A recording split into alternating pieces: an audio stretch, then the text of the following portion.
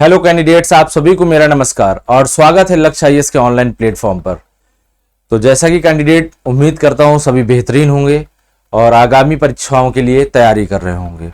तो फिर से एक बार हम लोग अपने प्लेटफॉर्म पर हैं और प्लेटफॉर्म पर एक नई चर्चा है, बहुत ही बेहतरीन चर्चा है और सेंट्रल गवर्नमेंट के द्वारा कुछ नए कदम उठाए गए हैं, उसको लेकर के चर्चा है।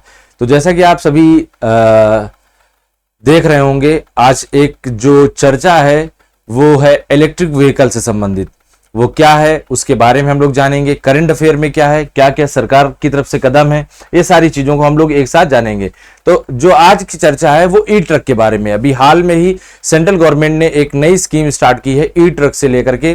वो स्कीम क्या है, कैसे कार्य करेगी, कैसे कैसे फायदा होगा, वो सारी चीजें। तो देखिए, पीआईबी की रिपोर्ट में दिया हुआ है, India rolls out first ever e truck initiative scheme under PM Narendra Modi green mobility vision. तो ये देखिए करंट अफेयर में यहां पर आया है, द हिंदू में भी आया है। Centre earmarks 500 crore rupees for e truck purchases under PM e drive scheme. तो ये देखिए, अब हम लोग अपने करंट अफेयर की बात करते हैं। तो करंट अफेयर में क्या क्या इंपॉर्टेंट है, प्रीलिम्स के लिए क्या है, ये अगर मेंस में आएगा तो जीएस में आएगा, जीएस पेपर 3 में, इन्वायरमेंटल साइंस में आएगा, वहां पर किस तरह से इंपॉर्टेंट है, ये सारे अलग अलग सेगमेंट्स को हम लोग देखेंगे। तो चलिए हम लोग अपने टॉपिक को शुरू करते हैं। तो अभी हाल में ही एक नई स्कीम केंद्र सरकार के द्वारा चलाई गई है। वो स्कीम का नाम है ई ट्रक योजना या ई ट्रक स्कीम या ई ट्रक स्कीम या ई ट्रक योजना। ये क्या है इसके बारे में हम लोग जानेंगे। तो ई ट्रक स्कीम जो है मुख्य रूप से किसके द्वारा चलाई गई, भारत सरकार के द्वारा, भारत सरकार के द्वारा, ना कि राज्य सरकार के द्वारा। और ये किस मुख्य रूप से है, इलेक्ट्रॉनिक ट्रकों के बारे में। अभी तक जो ट्रक आप जानते हो बड़े वाहन होते हैं, ढेर सारा गुड्स एक स्थान से दूसरे स्थान तक कैरी करते हैं, ट्रांसपोर्टेशन के लिए जाने जाते हैं, वो डीजल से चलते थे। लेकिन अब धीमे धीमे डीजल या पेट्रोलियम या क्रूड ऑयल को हम लोग शिफ्ट करते चले जा रहे हैं, कहां पर, इलेक्ट्रिक वाहनों में। यानी इलेक्ट्रिक वाहनों को प्रमोट कर रही है गवर्नमेंट भी, और इलेक्ट्रिक वाहनों को पूरा वर्ल्ड प्रमोट कर रहा है, ताकि इससे क्या होगा, क्लाइमेट चेंज यानी ग्लोबल वार्मिंग नहीं होगी और उसकी वजह से क्लाइमेट चेंज नहीं होगा। तो ई ट्रक जो है मुख्य रूप से इलेक्ट्रिक ट्रक है, यानी कि जो चार्जिंग से चलेंगे, बैटरी लगी होगी, चार्जिंग होगी, और भारी वाहन भी या भारी सामान को भी कैरी कर सकते हैं, इस तरह के बनाए गए हैं। तो जो स्कीम है अभी हाल में ही शुरू की गई है, और जो स्कीम शुरू की गई है, ये योजना, ये पीएम ई ड्राइव का एक हिस्सा है। पीएम ई ड्राइव जो चलाई गई थी वो अक्टूबर 2024 में शुरू की गई थी। ई ड्राइव का मतलब है इलेक्ट्रिक ड्राइव से मतलब है। तो एक स्कीम चलाई गई थी, इसका हिस्सा है। और इस स्कीम को जो अभी शुरू किया गया है 11 जुलाई 2025 को शुरू किया गया है ई ट्रक प्रोत्साहन को। इसको शुरुआत करने के लिए जो हमारे भारी उद्योग और इस्पात मंत्री हैं एसडी कुमार स्वामी जी ने इसे लॉन्च किया है। तो यानी केंद्र सरकार की है और एसडी कुमार स्वामी जी ने शुरू किया है। पहली बार भारत सरकार ने, यह फर्स्ट टाइम है जब भारत सरकार ने इलेक्ट्रिक ट्रकों के लिए सीधी लोगों को वित्तीय सहायता दी है। यानी अभी तक कभी भी इस तरह की सहायता नहीं दी जाती थी कि डायरेक्ट आपको सेंट्रल गवर्नमेंट ई ट्रक्स के लिए सब्सिडी दी दे और उसके माध्यम से आप लोग प्रॉफिट करें। वो इनडायरेक्टली होता था, अभी डायरेक्टली होने लगा। अब देखो इसी के माध्यम से इसका फायदा क्या होगा, इससे आपका जो परिवहन की लागत है वो कम हो जाएगी, ऊर्जा, आप स्वच्छ ऊर्जा का यूज करोगे, और इसके साथ साथ शहरों और औद्योगिक क्षेत्रों की जो हवा है उसकी भी गुणवत्ता अच्छी हो जाएगी। क्योंकि भैया एयर पोल्यूशन होने वाला नहीं है, डीजल से ढेर सारी गैसेस जो निकलती थी वो होने वाली है नहीं है। ये मैंने एक वीडियो में पहले से बता रखा है। अगर हम देखें तो इसका एक और फायदा है, अभी मोदी जी ने हाल में ही बताया था 2022 में कि हम क्या करेंगे, 2070 तक हम लोग नेट जीरो कार्बन उत्सर्जन वाले देश बन जाएंगे। यानी कि 2070 तक मोदी जी ने कहा था कि हम लोग, इंडिया एक ऐसा देश होगा जो लगभग जीरो कार्बन उत्सर्जन करेगा, यानी कि कार्बन न्यूट्रल देश बन जाएगा। यहां से एक भी कार्बन उत्सर्जन नहीं होगा, जितना उत्सर्जन होगा उससे उतना ही अवशोषित हो जाएगा। तो इस कदम के लिए ये एक अच्छा प्रयत्न है, जिसके माध्यम से हम डीजल की जो जरूरतें हैं या फिर डीजल से चलने वाले वाहनों को हम धीमे धीमे शिफ्ट करते चले जाएंगे या कम करते चले जाएंगे। अब इसके बारे में अगर हम बात करते हैं तो इस योजना की कुछ फीचर्स हैं। कैसे फीचर्स हैं, पहली बात तो इलेक्ट्रिक ट्रक खरीदने के लिए गवर्नमेंट आपको प्रोत्साहित करेगी। इलेक्ट्रिक ट्रक खरीदने के लिए गवर्नमेंट किस तरह से प्रोत्साहित करेगी, इसमें अगर हम बात करते हैं तो गवर्नमेंट आपको सब्सिडी देगी। और सब्सिडी कैसे देगी, पहली बात, इससे ट्रक क्या हो जाएगा, उसकी खरीद सस्ती हो जाएगी, ट्रांसपोर्टर को लागत कम मिलेगी, इसके साथ साथ शहरों की हवा साफ हो जाएगी, और भारत में स्वच्छ और टिकाऊ परिवहन को बढ़ावा मिलेगा। तो बसों, हमारे लखनऊ में ढेर सारी इलेक्ट्रिक बस चलती हैं, आज से नहीं चल रही, 2021 से चल रही हैं। इलेक्ट्रिक बसें बढ़िया सा बंद रहती हैं और उसमें सबसे अच्छी चीज है, उसमें किसी भी प्रकार का पेट्रोल, डीजल या सीएनजी का प्रयोग नहीं होता है। इलेक्ट्रिक बसें हैं, चार्ज हो जाती हैं और आराम से चलती हैं, तो उसमें शहरों में किसी प्रकार का एयर पोल्यूशन नहीं होगा। अगर हम बात करें तो अभी मैंने आपको बताया था ये स्कीम जो है पीएम ई ड्राइव के तहत है। पीएम ई ड्राइव जो स्कीम थी उसमें लगभग 10,900 करोड़ रुपए सरकार की तरफ से दिए गए थे, जो स्कीम 2024 से लेकर के 2026 तक चलने वाली थी। उसी के अंतर्गत इसको भी रखा गया है, उसी की सब स्कीम है। और इसमें कितना सरकार ने दिया है, 500 करोड़ रुपए दिया है।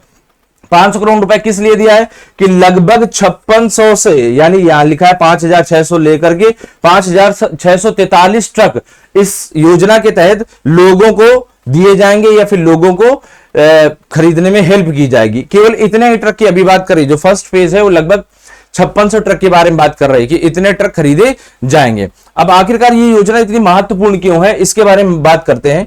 तो पहली चीज अगर हम देखते हैं तो भैया सिंपल सा है, अगर इलेक्ट्रिक व्हीकल है तो प्रदूषण बिल्कुल नहीं होगा, तभी इसकी नेम प्लेट कैसी होती है, ग्रीन होती है।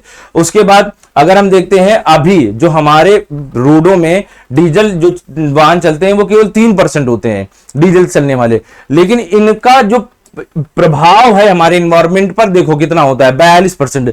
ये 3% ही 42% ग्रीन हाउस गैस को उत्सर्जित करते हैं। इतनी ज्यादा ग्रीन हाउस गैस खुद से उत्सर्जित कर लेते हैं। इसके साथ साथ इलेक्ट्रिक ट्रक जब होंगे तो ये ग्रीन हाउस गैस कितनी उत्सर्जित करेंगे, 0, यानी कि नगण्य हो जाएगी। तो ये हमारे के लिए क्या होगा, प्रदूषण कम करेगा और गुणवत्ता हवा की सही करेगा।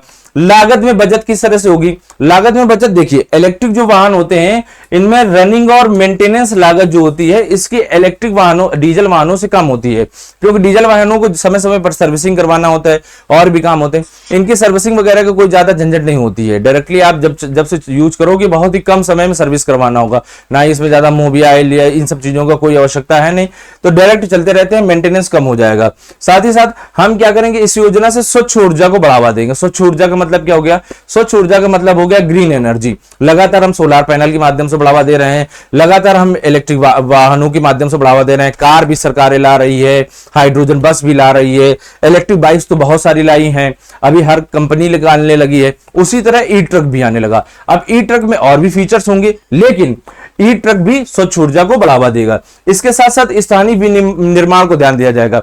देखिए अभी तक क्या होता था कि हम ढेर सारी चीजों के लिए चाइना या अदर कंट्रीज पर डिपेंड रहते थे, इलेक्ट्रिक वाहन की पुर्जों के लिए या फिर इलेक्ट्रिक वाहनों के लिए, लेकिन गवर्नमेंट कह रही है कि इस योजना के साथ साथ हम क्या करेंगे, हम अपने देश में ही जो मेजर पुर्जे हैं या पार्ट्स हैं वो खुद से बनाएंगे, जिससे आत्मनिर्भरता बढ़ेगी। और इसके लिए टाटा मोटर्स हो गया, अशोक लीलैंड हो गया, वोल्वो ईचर हो गया, ये इस तरह की कंपनियां पार्टिसिपेट करेंगी। और ये कंपनियां जब पार्टिसिपेट करेंगी तो पहली बात तो हमारे यहाँ रोजगार बढ़ेगा, दूसरे यहाँ आत्मनिर्भरता बढ़ेगी, तीसरे बात सबसे जो बड़ी बात है वो धीमे धीमे अगर हम ज्यादा से ज्यादा मात्रा में ट्रक बनाएंगे तो हम ग्लोबल मार्केट पे अपनी पकड़ भी बना सकते हैं, वहां पर हम सेल भी कर सकते हैं और उससे भी अर्निंग हमारी बढ़ेगी।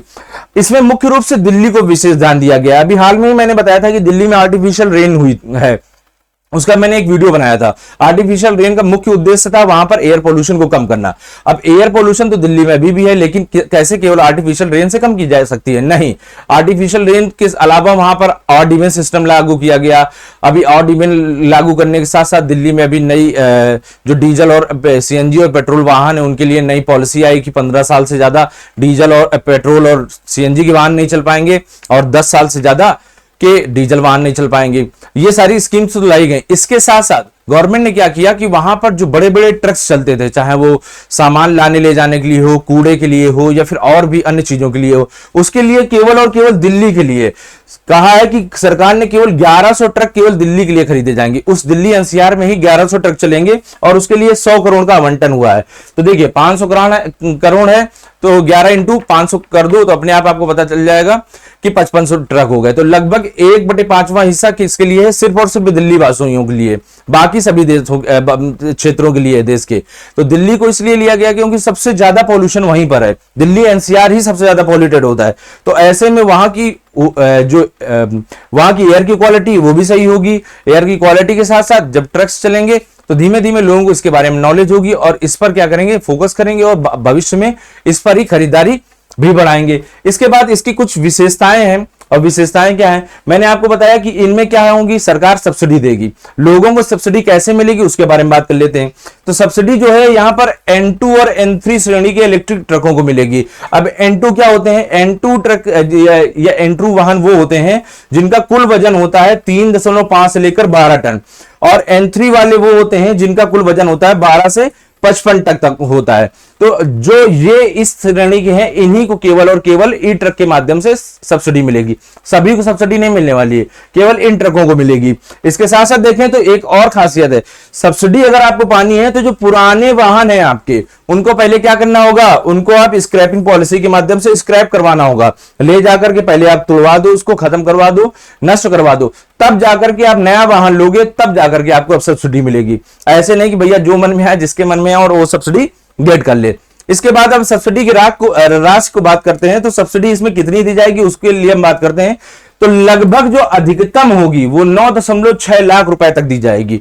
बहुत बड़ी राशि है, लेकिन ये अधिकतम है, न्यूनतम नहीं कहा, अधिकतम राशि इतनी ही जाएगी। अब ये कैसे होगी वो डिपेंड करता है ट्रक के कुल वजन पर और बैटरी के साइज पर। अब कैसे होगा, देखिए सब्सिडी की गणना होगी वो होगी किलोवाट घंटे में या किलोवाट आवर में होगी, और कहा गया है कि 5,000 रुपए या फिर एक्स बैटरी कीमत जो 10% से कम हो। अब देखो यह कैसे है भैया, इलेक्ट्रिक वाहन की जो बैटरी होगी उसमें अगर हम देखते हैं कि 1 किलोवाट घंटे के लिए लगभग 5,000 रुपए दिए जाएंगे। तो इतने में तो हो नहीं जाता है।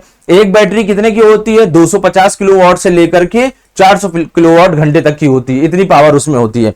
तो भैया अगर इसमें आप कैलकुलेशन कर दोगे इंटू 5 तो आपको पता चल जाएगा कि लगभग 2.7 लाख से लेकर के 9.6 लाख रुपए तक आपके पहुंचेंगे। तो कैलकुलेशन आपके किलोवाट आवर से कैलकुलेशन किया जाएगा। जितनी बड़ी बैटरी होगी उतना ज्यादा आपको राशि मिलेगी, जितनी कम होगी उतनी कम आपको राशि दे दी जाएगी।